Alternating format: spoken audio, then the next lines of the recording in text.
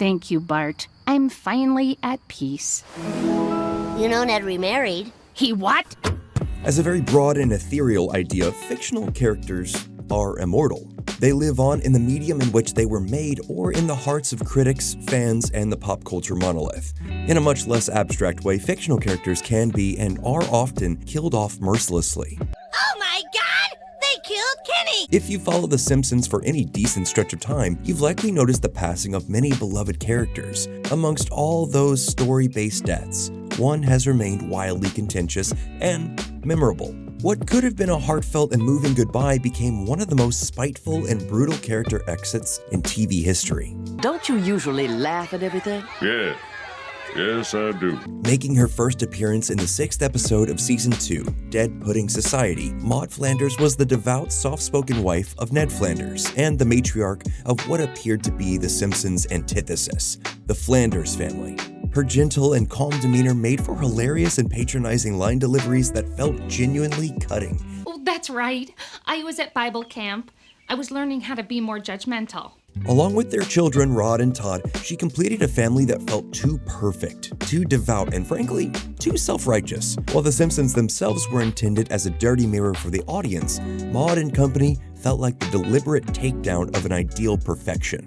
They served as an example that there were two sides of the same coin split by a wooden fence and not much else. The Flanders family often worked as a point of comparison and contrast to the raunchiness of the Simpsons family, one's too pure for true sorrow or tragedy. That is, until the 11th season. Nettie, I've had about all I can take of Homer Simpson's torso. I'll get some hot dogs. By the time of Maude Flanders' untimely demise, The Simpsons was already a cultural juggernaut. It premiered in 1989 on The Tracy Ullman Show and quickly became one of the most iconic animated series of all time, known for its humor, satire, and seemingly endless parade of quirky characters. Springfield was a goldmine of distinct personalities, many of whom were brought to life by an ensemble cast of voice actors who for years added subtle depth and charm to its residents. But as much as The Simpsons was celebrated for its writing, the voice actors were an equally vital part of its success. Behind the family members and the characters orbiting their world was a small but essential team of actors, many of whom took on multiple roles. Maggie Roswell, who voiced Maude Flanders, was a veteran in The Simpsons lineup, lending her voice not just to Maude, but to other recurring characters including Miss Hoover, Helen Lovejoy, and Martha Quimby. Joe, how could you? However, as the show gained commercial traction and Fox continued to reap the rewards of its high ratings, the voice actors' compensation didn't necessarily reflect the success they helped create. By 1999, tensions were brewing behind the scenes. Roswell, who had been traveling between her home in Denver and the recording studio in Los Angeles, had been covering her travel expenses out of pocket. After years of footing this bill herself, she felt it was only fair to ask for a slight pay increase and coverage for her travel expenses. But to her disappointment, the Fox executives turned down her request. In retrospect, Roswell's request was modest, especially for an actor who contributed to a show bringing in millions of viewers each week. But Fox held its ground, seemingly under the assumption that Roswell would comply and continue voicing Maude and her other characters. After all, they reasoned, The Simpsons was bigger than any one actor. Roswell, however, didn't fold. Standing by her principles, she made the difficult choice to leave the show, effectively walking away from the role she'd voiced for nearly a decade. I don't judge Homer and Marge. That's for a vengeful God to do. But in a twist that surprised fans and industry insiders alike, The Simpsons producers responded by deciding to kill off her character entirely. It was a choice that sent shockwaves through the fan base and sparked curiosity about why the show would take such a drastic approach to Roswell's departure. And the manner in which Maude was killed off was no gentle farewell. In the season 11 episode Alone Again Naturally, Maude meets her fate in a bizarre slapstick accident at a NASCAR race where she's struck by a barrage of flying t-shirts and falls off the bleachers to her death. The episode plays Maude's death for laughs, with characters making offhand comments that seem to downplay her importance, almost as though her absence won't really matter.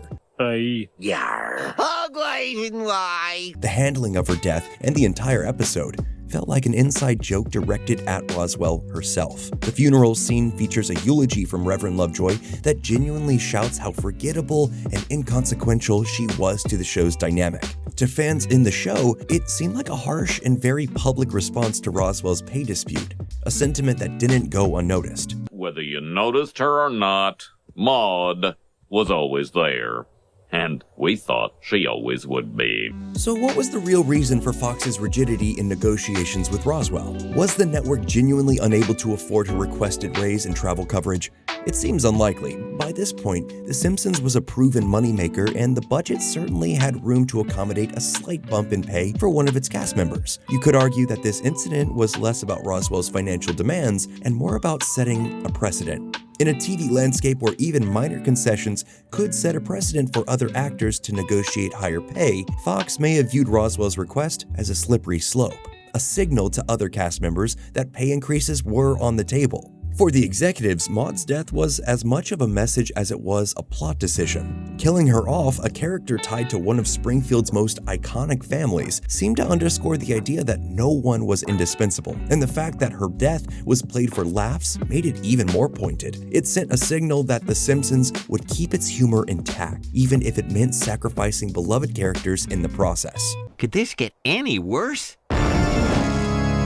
Honey, come back to bed. Oh, for crying out loud. Maude's departure did serve one narrative purpose, though. It opened up new storylines for Ned Flanders. Ned was now a single father, a man whose faith and patience would be tested in new ways. This development allowed the writers to explore themes of grief, single parenthood, and even dating. Maude's death served as a turning point for the Flanders family, giving The Simpsons an opportunity to push into new character territory. Despite these new story avenues, fans were split. Many felt that killing Maude off was unnecessary, especially given the circumstances that led to her exit. Others saw it as a chance to deepen Ned's character and expand his storylines, albeit on the grave of a woman he loved, often referred to as fridging a character in pop culture. But one thing was clear. Maude's death wasn't just about advancing the plot, it was also about business, a stark reminder that even in an animated world, the realities of Hollywood can have very real consequences.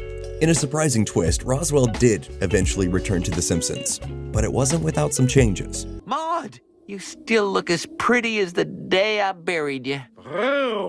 In 2002, 2 years after Maude's death, Roswell was offered the chance to come back, this time with the option to record her lines remotely.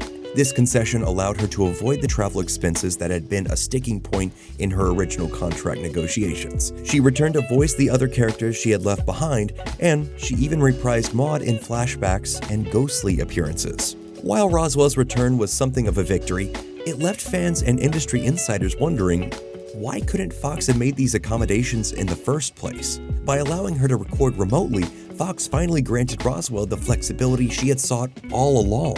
But Maude's death was irreversible, and by then, the damage had been done. Her exit and the circumstances surrounding it remain a testament to the complex relationship between art, business, and the sacrifices actors often make in the world of television. Maude's death on The Simpsons offer a glimpse into the Hollywood machine, where actors are often left to fight for fair compensation despite the immense success of the projects they contribute to. In Roswell's case, her decision to walk away was a stand for her principles, a rare example of an actor putting their own value above the demands of the industry. And now the good people at Fandemonium, as part of a generous settlement, will fire a 21 t-shirt salute. So, what do you think? Was Maude's death necessary for the story, or was it just a casualty of the Hollywood machine? Let us know down in the comments below, and as always, thank you for watching.